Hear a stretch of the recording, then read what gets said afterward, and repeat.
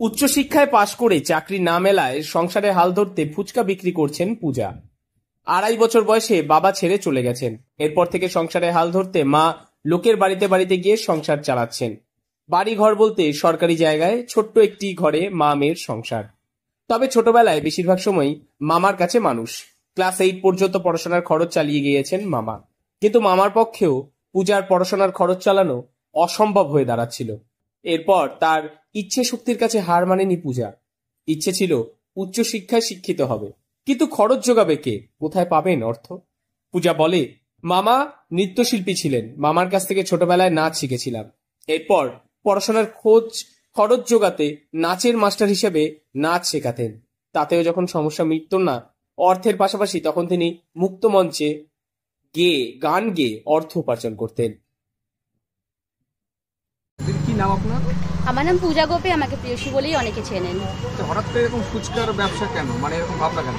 বর্তমানে চাকরি বাকরির যে অবস্থা নেই বললেই চলে, তো সেক্ষেত্রে চাকরির জন্য অপেক্ষা করে বসে না থেকে ভাবলাম সৎ পথে কিছু উপার্জন করি। দোকানের নাম বিএড ফুচকা দিদি কেন? যেহেতু আমার বিএড করা 18-20 ব্যাচে বিএড করেছি, তো বিএড করে সেই বিএড তো আমাকে চাকরি এখনো অবধি দিতে পারেনি, তো সেই জন্য বিএড নামটা ইউজ করছি যাতে মানুষের দৃষ্টি আকর্ষণ হয় যে বিএড করেও ফুচকার ব্যবসা করা যায়। কারণ কোনো কাজই ছোট নয়, আর শিক্ষিত বলে যে চাকরি করতে হবে এরমও নয়, সবটাই করা যায়। পূজার মা মীনা দেবী বলেন, পূজার যখন বয়স 2.5 বছর তখন থেকে বাবা নিখোঁজ। এরপর থেকেই লোকের বাড়িতে বাড়িতে গিয়ে কাজ করে সংসার চালাচ্ছি। তারা বর্তমানে রানাঘাট স্টেশন সংলগ্ন চাবিগেট এলাকায় সরকারি জায়গায় বসবাস করেন। তবে মেয়ে পড়াশোনার খরচ নিজেই জোগাড় করেন। মেয়ের পড়াশোনা শিখলেও চাকরি জোটেনি কপালে, তাই নিজের বুদ্ধিতে ফুচকার দোকান খুললেন। তবে মেয়ে এখন আর তাকে লোকের বাড়িতে কাজ করতে দেয় না।